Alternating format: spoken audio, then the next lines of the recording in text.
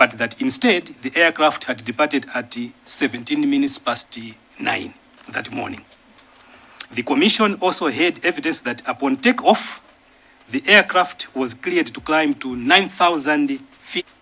This enabled some passengers in the aircraft to establish data communication with people on the ground at certain times during the flight.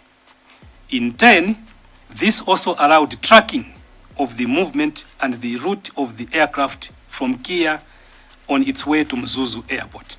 You can see that those particulars at pages 25 and up to 73 of the report of the Commission of Inquiry. The Commission heard that evidence and considered the interim report by the BFU and determined that at some point the aircraft made a full circle orbit before performing 2 more full 360 degrees turns while descending between 500 feet and 200 feet above ground level, AGL. See pages 78 of the Commission of Report. However, upon considering the evidence received from witnesses and upon considering other reports on the air crash, the Commission inferred that the maneuvers performed by the crew were not a result of any emergency. The Commission had the view that these maneuvers, and I'm quoting, these maneuvers were performed by the flight crew to stay away and out of instruments meteorological conditions, IMC, in order to continue the flight under visual meteorological conditions, VMC. That would facilitate a visual approach and subsequent landing at the destination air drone. You can see that, Honorable Chair, at page 79 of the report of the Commission of Inquiry. The Commission also observed that if the aircraft had continued to fly at altitude of 7,000 feet, it would have arrived over Mzuzu approach area above the layer of overcast clouds, which could have rendered a descent into Mzuzu difficult, considering that there was no instrument and approach aids at Mzuzu Airport. The Commission further observed that at the point of impact, the landing gear of the aircraft was down and the flap selection was at position 1. The Commission was unable to conclude why the crew configured their aircraft in this manner when they did not have the destination aerodrome in sight. Mind you, they were supposed to use the visual approach. Yet, at the time of impact, the Commission is saying the landing gear of the aircraft was down. Yet, they had no visual of the destination aircraft. You can see this at page 79 of the Commission of Inquiry report. Yet, the Commission had earlier on found that at the time the crew spoke with the Mzuzu control tower at about 12 minutes past 10 to inform them about the approach to Mzuzu, there was no indication from the crew that the aircraft had developed problems or any fault. There was also no indication that the pilots were under any stress, pressure, or anxiety. Mind you, Honorable Chair and the Honorable Members, by 10 minutes, 2 minutes or 12 minutes past 10, the aircraft had performed very strange maneuvers. Yet, when they are speaking last to the tower in Mzuzu, the Commission of Report accepts the position that they were not under stress, there was no pressure, and there was no anxiety from the pilots. More particularly, the Commission heard the testimony of Mr. Moyo from Mzuzu Airport Tower that at 12 minutes past 10, the aircraft had established radio communication with Mzuzu Airport Tower. And the crew informed Mr. Moyo that they were 20 nautical miles, about 37 kilometers north of Mzuzu Airport. It was also the evidence of Mr. Moyo that the pilot on the radio responded that they would go and then come through Ekwendeni. You can see page 27 of the Commission of Report Inquiry. or Commission of Inquiry report. The above matters are not consistent in my view with the finding of the Commission at the time the crew spoke with the Mzuzu Tower at 12 minutes past 10 to inform them about the approach to Mzuzu Airport. There was no indication from the crew that the aircraft had developed a problem or a fault, and there was no indication that the pilots were under any stress or anxiety. Clear in my mind, when the pilots had performed these strange maneuvers, in my opinion, they should have expressed concern to when they established contact with the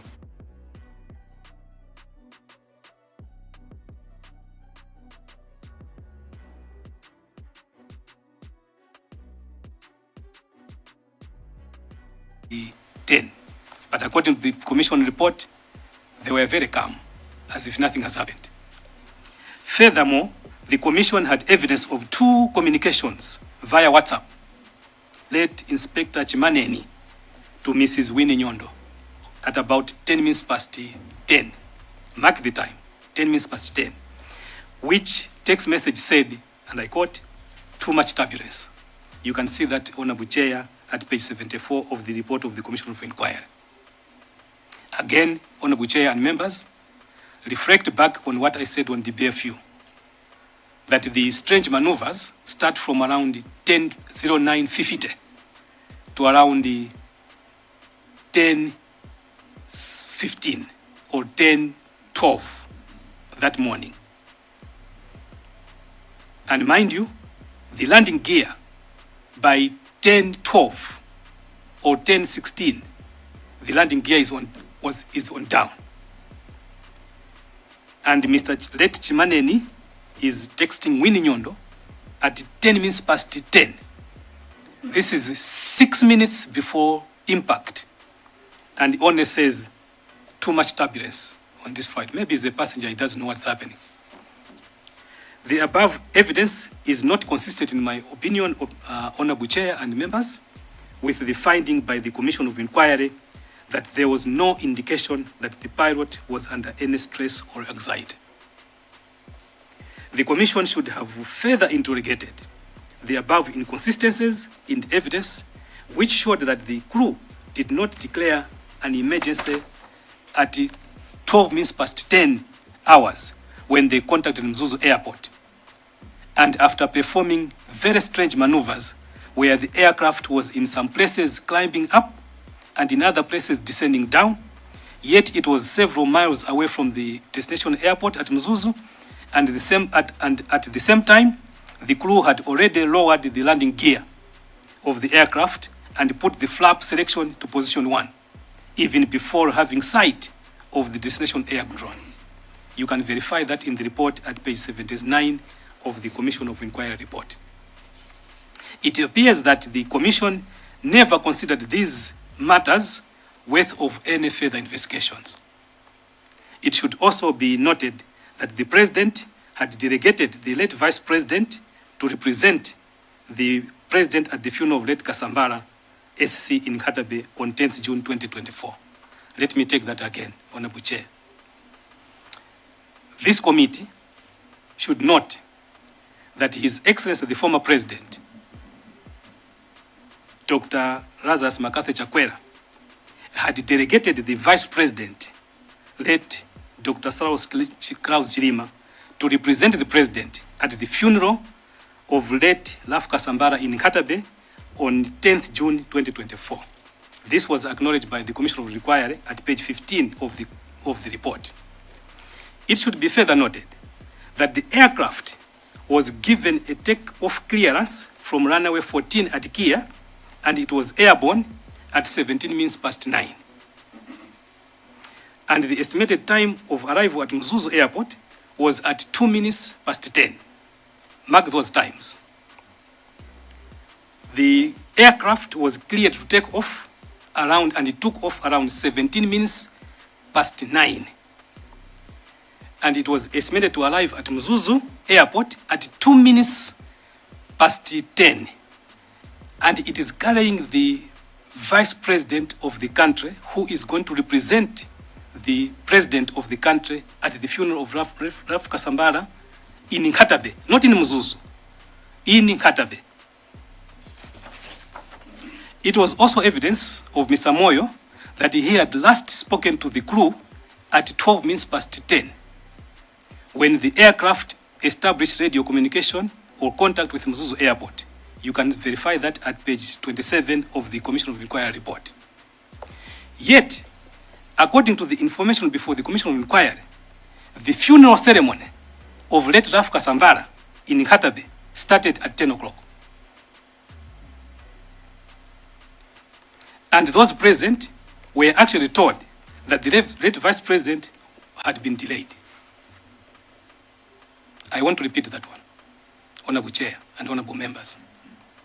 This aircraft is carrying the late Vice President, who has been dedicated by the State President to represent him at the funeral of late Kasambara in Nkatabe, not in Mzuzu. It is scheduled to arrive in Mzuzu at 2 minutes past 10. In my opinion, Nkatabe and Mzuzu are about 45 kilometers apart. Therefore, the Vice President was supposed to be driven from Mzuzu to Nkatabe for at least 30 minutes, which means he should have, was expected in Mzuzu, in Nkatabe rather, at around 11:15, not earlier than that. Yet, the Commission of Inquiry states that the funeral ceremony of Raf Kasambara is starting at 10 o'clock. Why? Because the people present there are told that the Vice President has been delayed. However, how could anyone have announced that the Vice President was delayed at 10 o'clock in Nkatabe, when the Vice President's arrival in Mzuzu was at 2 minutes past 10, and he was supposed to drive from Mzuzu to Nkatabe for at least 45 minutes. But somebody at the funeral announces at 10 o'clock that the Vice President has been delayed. Let's start the funeral ceremony. And the Vice President was supposed to be driven from Mzuzu to Nkatabe for at least some 35 minutes. The Vice President's arrival time at Nkatabe should have been 11 o'clock, not earlier than that day. Yet an announcement was made at 10 o'clock that the Vice President had been delayed even before the aircraft had crashed at 16 minutes past 10. If you go to the PFU report, Honorable Chair and Honorable Members, the aircraft is impacting the ground at 16 minutes past 10. At 12 minutes past 10, the pilots or the crew established their last contact with Mr. Moyo at Mzuzu. Yet, at 10 o'clock in Nkatabe, some official announces to the mourners there that the Vice President has been delayed. Let's start the funeral ceremony. And it started. This is coming from the Commission of Inquiry report. The Commission did not interrogate who had authorized the funeral service of late Raf Kasambara to start at 10 o'clock without the late Vice President, who had been delegated by the President and who was scheduled to arrive in Mzuzu at 2 minutes past 10. Furthermore, who advised the funeral gathering at 10 o'clock that the late Vice President had been delayed. Yet the late Vice President was scheduled to land at Mzuzu Airport at 2 minutes past 10. On the probable cause of the accident, the Commission stated that from the evidence before the Commission, the aircraft accidents are attributable. That's now general. It says aircraft accidents are generally attributable to 3 factors. 1, human factor. 2, environmental factors, including weather, and technical factors. This was merely a theoretical assessment of the aircraft accidents generally, not this particular accident. But that was the conclusion of the Commission of Inquiry, that it was either human factor, environmental factor, or technical factors, because generally aircraft have accidents on the basis of those 3 factors. Ultimately, the Commission concluded that the probable cause of the accident was a combination of environmental factors and human factors. Honorable Chair and members, you can see that at page 80 of the Commission of Inquiry report. It is clear that the Commission reached the above conclusions based on probabilities rather than cogent facts. It should be noted that while the Commission had taken note of the interim report by the BFU and its content, the Commission did not allude to the fact that at the time of publication of the interim report, BFU had not yet received the expert opinion from the German meteorological services provider, which BFU had asked to compile meteorological expert opinion concerning the weather conditions along the flight path and in particular in the area of the accident site. Furthermore, the interim report by the BFU did not make any findings as to the cause of the aircraft accident. More particularly, the interim report by the BFU did not attribute the aircraft accident to bad weather. Yet the Commission of Inquiry attributes it to weather and human error. On the activation of the search and rescue, the Commission had evidence that the search and rescue was activated at 17 minutes past 1, which was exactly 4 hours from the time the aircraft had departed gear. The search and rescue mission was activated at 17 minutes past 1, which is 4 hours after the flight, which was scheduled to fly for 45 minutes and land at 2 minutes past 10 at the departed gear. That's when you activate search and rescue mission. Where do you expect this airplane to be 4 hours after? The Commission established that Malawi Air Force was notified of the missing aircraft almost immediately the aircraft could not be contacted via radio, and that the acting Air Force commander, Brigadier General Robre Ishmael, contacted the MDF commander and informed him of this information immediately. So the moment the MDF had no contact of their aircraft, it was escalated with the MDF ranks. However, the search and rescue mission is only activated 4 hours later. Notwithstanding the above evidence, the Commission found that the MDF commander alerted the President at 11:35 hours that the Vice President had gone to Mzuzu in the aircraft and that there was bad weather in Mzuzu. This was at 11:35 when the MDF commander contacted the President and informed him that the Vice President has gone to Mzuzu, but that there's bad weather in Mzuzu. The Commission further found that the President had understood the communication from the MDF commander as an alert to the effect that the aircraft was failing to land in Mzuzu due to bad weather and may be on its way back to Kia. So it would appear the Commission is saying the President was informed by MDF commander that the plane is failing to land in Mzuzu, and in his imagination, the President understood that message to mean that the aircraft was flying back from Mzuzu back to Lilongwe because of bad weather. And this was at 11:35 hours. It appears that the Commission's findings that the probable cause of the accident was bad weather and human factor was motivated by the above communication between the MDF commander and the President. That's my opinion. My opinion that the Commission is insisting that the probable cause of the accident is bad weather, because the MDF commander at 11:35 is informing the President that the aircraft is failing to land because of bad weather, and the President thinks that it's coming back to Lilongwe. On the suspension of the search, The Commission received evidence that the search and rescue mission on 10th June 2024 was very disjointed due to various factors, including lack of systemic and strategic approach to the search in Chikangawa forest, and lack of knowledge of what to do and where to start the search. The Commission had evidence that at 22 hours on 10th June 2024, the Commissioner of Police North consulted other stakeholders and decided tactical pause in the search of the aircraft.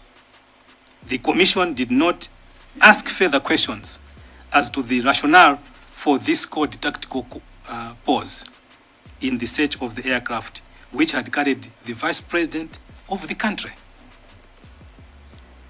At 10 o'clock in the night, there is what is called a tactical pause in the search and rescue. On the discovery of the aircraft wreckage on 11th June 2024, the Commission heard that at around 9 o'clock, a team of the Air Force, including Colonel Mukokwe, arrived in Chikangawa to join the search.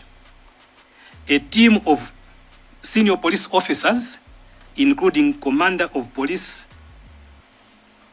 Co-Commissioner of Police Atkins Mwanga, the head of operations at the National Police Headquarters, Deputy Commissioners of Police Mr. Mitai, Assistant Commissioner of Police Alex Cimenti, the officer in charge, Airport Police, decided to undertake supervision of the search teams. The police team was joined by the MDF team led by Second Lieutenant Odedi Mwenewanda, a platoon commander based at Kasitu camp. The Commission heard that the first persons at the accident site were 4 senior police officers of the Malawi Police Service, 4 MDF soldiers, 2 sawyers, those who are cutting planks, 2 officers from Ntungwa Forest Office, and 2 unidentified persons. The Commission did not identify the names of the first persons at the search site.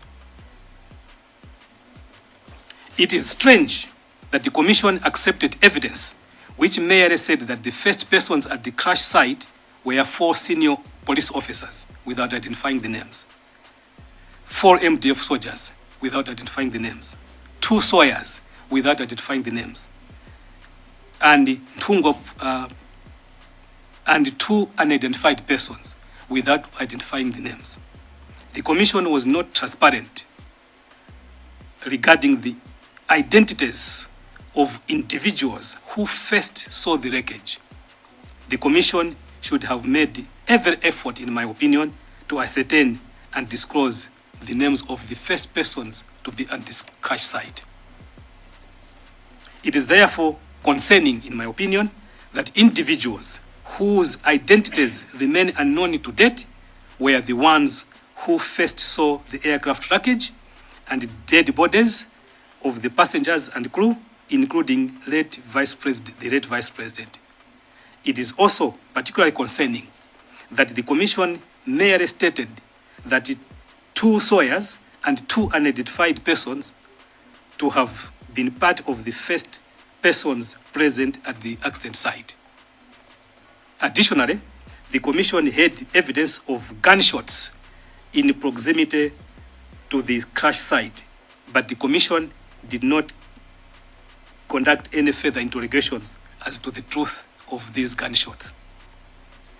On this point, it is clear that the Commission failed to conduct a rigorous investigation to determine whether these reported gunshots actually occurred or didn't occur.